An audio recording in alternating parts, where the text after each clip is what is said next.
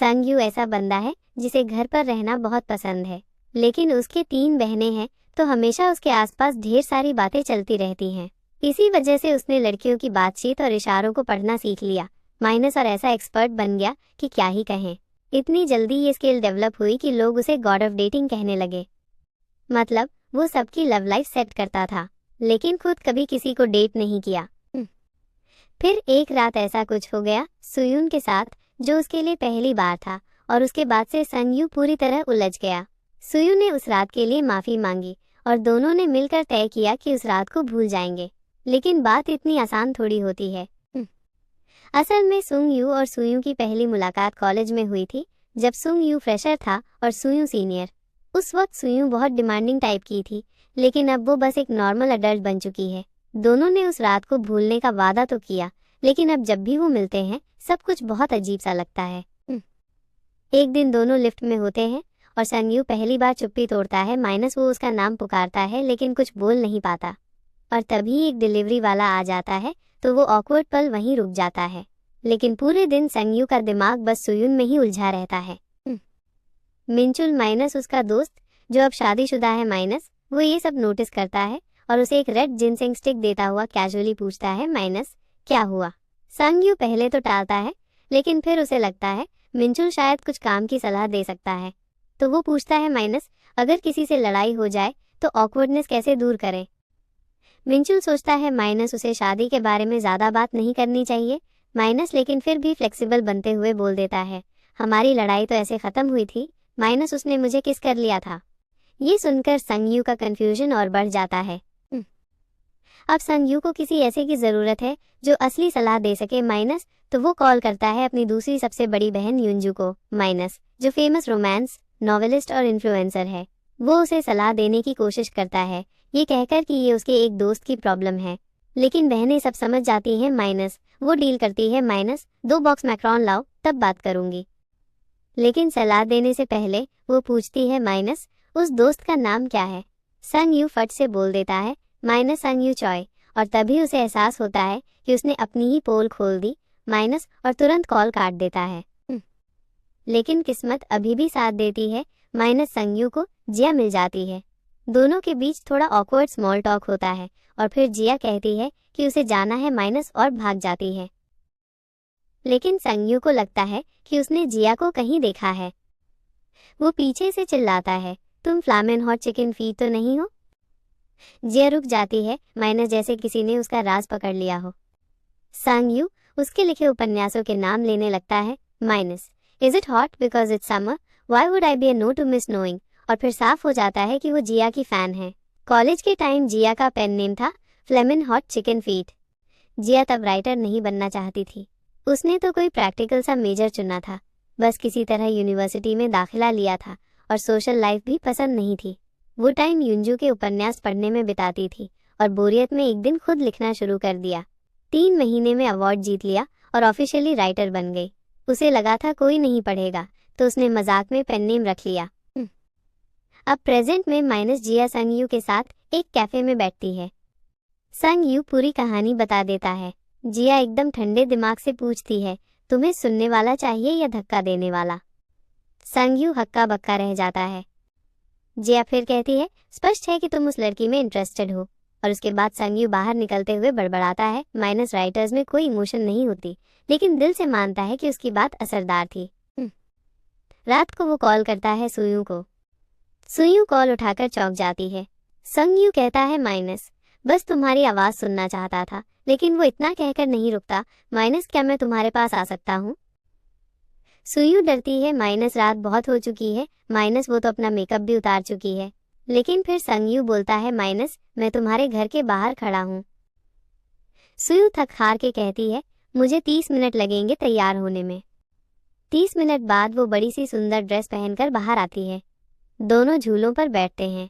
संगयू उसे मैक्रोन्स देता है माइनस, वो वाले जिनके लिए लंबी लाइन लगती है माइनस। सुयून इम्प्रेस हो जाती है, लेकिन ये असली वजह नहीं थी मिलने की।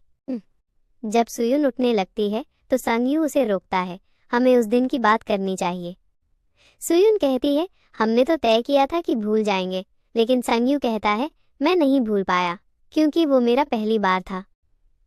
सुयुन को झटका लगता है माइनस, क्योंकि सबको लगता है कि संगयू डेटिंग एक्सपर्ट है। वो साफ करता है माइनस, मैं बस अच्छी सलाह देता हूँ, पर खुद कभी कुछ किया नहीं। फिर वो कहता है, अगर तुम चाहती हो कि मैं भूल जाऊं तो मुझे बताओ कैसे भूलूं। लेकिन सुयू कहती है, मुझे नहीं पता और मैं भी नहीं भूलना चाहती। अब सीन कट होता है जिया के अपार्टमेंट की तरफ। जिया चुपचाप मैकरॉन्स खा रही होती है और तभी मिंचुल आता है और कैजुअली बोल देता है, क्या तुमने वजन बढ़ा लिया है? जिया ऑलमोस्ट दम घुटने से बचती है, लेकिन मिंचुल असल में माउस से बात कर रहा था, उनका पालतू चूहा। माउस रो रो कर स्नैक्स मांग रहा था, क्योंकि उसका ऑटोमेटिक फीडर सिर्फ 3.3 आउंसेस खाना देता है हर दिन। जिया को दया आ गई थी, उसने छुपकर उसे एक्स्ट्रा खाना देना शुरू कर दिया और इसीलिए माउस मोटा हो गया। लेकिन अब माउस अकेला नहीं था, जिया भी खुद को थोड़ा मोटा महसूस कर रही थी। उसने स्केल पर कदम रखा और जो नंबर आया उससे वो चौंक गई। ये स्केल गलत है, मेरे कपड़े तो अभी भी फिट आते हैं। लेकिन जैसे ही नीचे झुकी टटट आवाज आई और उसे समझ आ गया कि अब कुछ तो करना ही पड़ेगा। रात को वो मिंचुल से कहती है, मुझे वर्कआउट सिखाओ। मिंचुल एकदम खुश हो जाता है, वो तो हर दिन ऑफिस के बाद एक्सरसाइज करता है। लेकिन जिया तो पहले ही दिन कुछ सेट्स में ही निढाल हो जाती है और जब लेग डे आता है तो उसे मौत नजर आती है। उसे सपना आता है कि एक एस्ट्रॉयड धरती पर गिरने वाला है, ये उनकी आखिरी रात है और वो पूछती है, अब क्या करें इस आखिरी रात में? मिंचुल बोलता है, ऑब्वियस है, लेग्स वर्कआउट करेंगे। जिया जब उठती है तो दर्द में डूबी होती है। मिंचुल खुश तो है लेकिन चिंतित भी। जिम में जिया लंजेस कर रही होती है और मिंचुल उसका हौसला बढ़ा रहा होता है। वो उसके लिए हेल्दी सब्जियां बनाकर देता है, वॉक पर भेजता है। जिया सोचती है कि शायद अब तक 2-6 पाउंड तो घट ही गए होंगे, लेकिन स्केल तो हिला भी नहीं। मिंचुल कहता है, रोज बस 3 मिनट करो, धीरे धीरे सब ठीक होगा। पहला टास्क 60 सेकंड का प्लैंक 3 बार। जिया की तो जान निकल जाती है। फिर वो देखती है कि मिंचुल आराम से 350 पाउंड बेंच प्रेस कर रहा है। तभी एक लड़की आती है माइनस और पूछती है, माइनस क्या आप पर्सनल ट्रेनर हैं? फिर वो बार बार उसे छूती है, मशीन सीखने के बहाने बनाती है। जिया ये सब देखती है और उसका दिमाग गर्म हो जाता है। वो फ्लर्ट करती है और कहती है, मिंचुल बिल्कुल मेरे टाइप का है। और फिर पूछती है, आप मेरे साथ कॉफी पीने चलेंगे? जिया खुद को रोक नहीं पाती और जोर से चिल्ला देती है, ही इज माई हस्बैंड। पूरी जिम में सन्नाटा छा जाता है। लड़की भाग जाती है, मिंचुल शांत रहता है। जिया शर्मिंदा हो जाती है। वो पूछती है, क्या ऐसा अक्सर होता है? मिंचुल बोलता है, हाँ, लेकिन मैं हमेशा मना कर देता हूँ, क्योंकि वर्कआउट के बाद कैफे या बार जाने का कोई मतलब नहीं, वहाँ खाने को कुछ भी नहीं होता। मैं तभी जाऊँगा अगर वहाँ प्रोटीन शेक मिले। 3 दिन बाद वो लड़की जिम आना बंद कर देती है। जिया राहत की सांस लेती है, लेकिन साथ ही उसे लगता है कि शायद उसके और मिंचुल के बीच कुछ नहीं होगा। फिर भी वो थैंकफुल है कि मिंचुल उसका साथ दे रहा है। वापसी में वो देखती है कि मिंचुल मुस्कुरा रहा है। वो पूछती है, क्यों? वो जवाब देता है, क्योंकि मैं तुम्हारे साथ वर्कआउट करता हूँ। अगली सुबह जिया हल्की जॉगिंग करने निकलती है, तभी एक हुडेड आदमी उसका नाम लेकर रुकवाता है। वो चौंकती है, माइनस ये है यांग ह्यूक माइनस एक एक्स प्रोड्यूसर। वो उसे एक विजिटिंग कार्ड देता है जिसमें एक गलत रूलर छपा होता है, माइनस जानबूझकर माइनस मार्केटिंग के लिए। जिया पूछती है, ये क्या है? और यांग कहता है, देखो काम कर गया, तुमने पूछ लिया। फिर वो पूछता है, क्या तुम अभी भी लिखती हो? जिया को बुरा लगता है, लेकिन वो माफ़ी मांगता है और कहता है, कभी डिनर पर मिलते हैं। फिर वो मीटिंग के लिए भाग जाता है। जिया कार्ड को मरोड़कर फेंक देती है और फिर से दौड़ना शुरू कर देती है, सोचती हुई अब आगे क्या। और उस रात जब मिंचुल घर लौटता है तो देखता है कि जिया कैंडल लाइट डिनर, फैंसी कपड़े और कटलरी के साथ बैठी हुई है। इतने में दरवाज़ा खटखटता है। सामने मिंचुल होता है, सूट पहनकर खड़ा, और कहता है, डांस करेगी मेरे साथ? जिया दरवाज़ा बंद करने की कोशिश करती है, लेकिन मिंचुल बोलता है, बस देखने दो। फिर दोनों सोफे पर बैठ जाते हैं। मिंचुल बोलता है, तुम आजकल अजीब बिहेव कर रही हो, इसलिए तुम्हारा मूड ठीक करने के लिए डांस लेकर आया हूँ। जिया हक्का बक्का डांस। मिंचुल कहता है, ऐसा ही तो फिल्मों में होता है, बॉलीवुड फिल्मों में। वहाँ लोग दुखी हों, गोलीबारी हो, फिर भी डांस करते हैं। फिर वो बोलता है, कोई चीज़ अकेले करो तो अजीब लगती है, लेकिन साथ में करो तो मज़ेदार बन जाती है। जिया हंस पड़ती है और कहती है, ये बात तो मैंने ही कही थी। जिया फिर कहती है, डांस से भी बढ़िया आइडिया है मेरे पास। वो दोनों एक बारबेक्यू प्लेस चले जाते हैं। सूट और ड्रेस पहनकर पोर्क बेली और सोजू खाते हैं।